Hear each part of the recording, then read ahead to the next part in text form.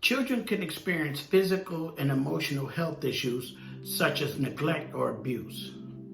They can experience these same things growing up when they become older in a dysfunctional family or household.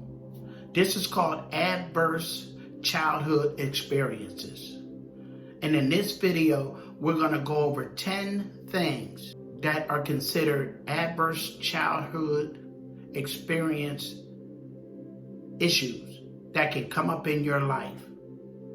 Hi, my name's Travis. Let's get started. So today I went to a training on this, and I was already doing some documentation preparing for the training, and I listed 10 things about adverse childhood experiences that I think are very important. So I'm gonna go over them. For number one, I put physical abuse. Physical abuse is a non-accidental harm. It includes injuries like bruises, lesions, or fractures. People cause these injuries by hitting, punching, kicking, shaking, beating, burning, throwing, or stabbing another person. Number two, sexual abuse. Sexual abuse is sexual behavior with a child or an exploitation of a child. This abuse also includes indecent exposure and using a child for prostitution or pornography. I know these things sound very weird and very way out there, but these are things that people actually do to some children. Number three, emotional abuse. Emotional abuse is behavior that interferes with a child's mental health. This type of abuse includes verbal abuse, mental abuse, and psychological maltreatment. Emotional abuse can be many things. Here are some examples: belittling, rejecting, ridiculing, blaming, threatening, isolating, restricting social interactions, denying the child an emotional response, purposely not talking to the child for an extended period of time. Number four, physical neglect.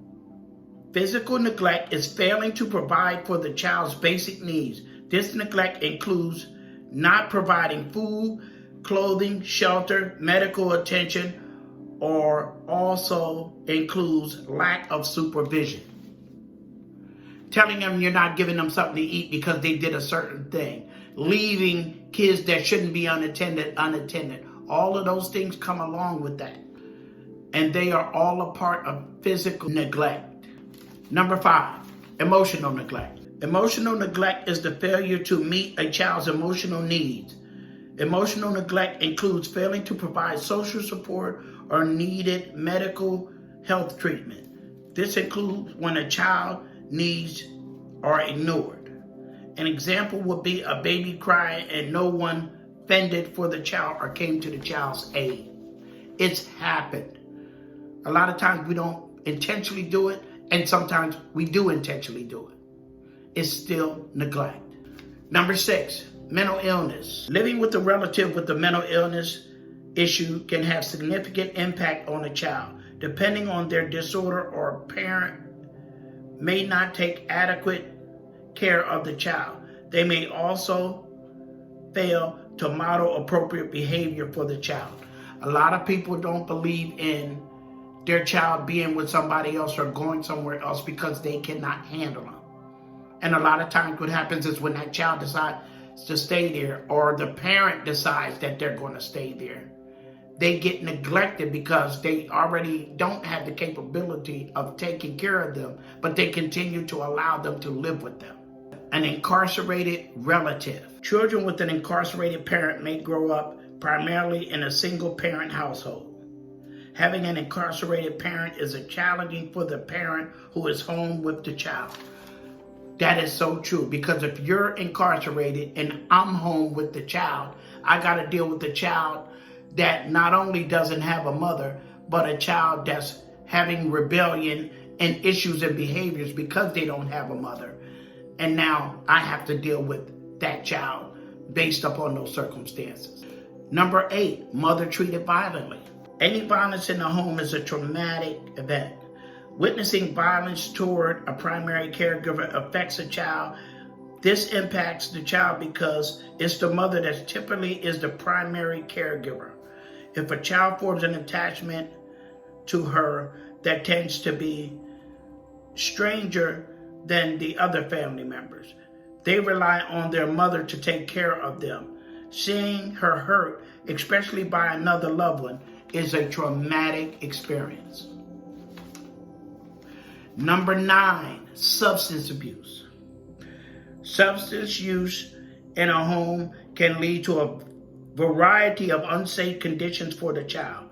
Parents may not take care of their children properly. They also may be other abuse and domestic violence associated with the substance use, which would also include having different people around your child that shouldn't be around your child because they want to be around you because of the drug. Number 10, divorce. Divorce can impact children negatively.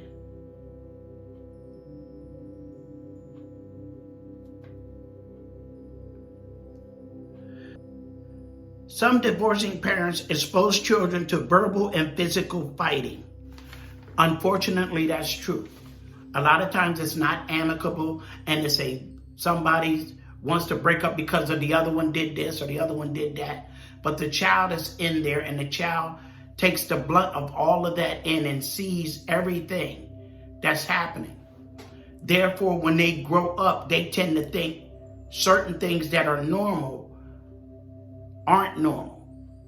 So it has an adverse effect on them that they saw when they were children as they get older. That's what we're talking about here in all of these examples. These 10 ACEs that I just named can impact you as an adult, and it can create physical and emotional challenges because now you're seeing certain things that you saw before as a child and in your adulthood, since you've never had been taught how to deal with certain things. The only way you're going to deal with them is what you've seen people deal with before. You saw people that got angry. Once they got angry, they hit the person. Once you get older, if you don't work on those things and you don't get somebody to intervene, or you don't have a better understanding of what you're supposed to be doing in a relationship, that's what you'll do. That's why adverse childhood experiences are so important, because not only to see what a person is doing from then to now, but why they are doing it. A lot of people worry about the what, but if you understand the why, there's better often chances to help. I was very thrilled and very impressed with this trait, and I'm going to pass it along to others, and I thought I would come up here and make a video on it. No, it's not the normal style of video I make, although I do make videos, toward children, geared toward children. But this one just came out of the blue. So if you like anything I said in this video, hit the like button, hit the subscribe button, leave a comment. If you want to see different videos from me, as long as it's in my niche, I'm willing to do it. Just let me know. I got about 105 subscribers, so I'm still grinding, still pushing, So Libra Man out.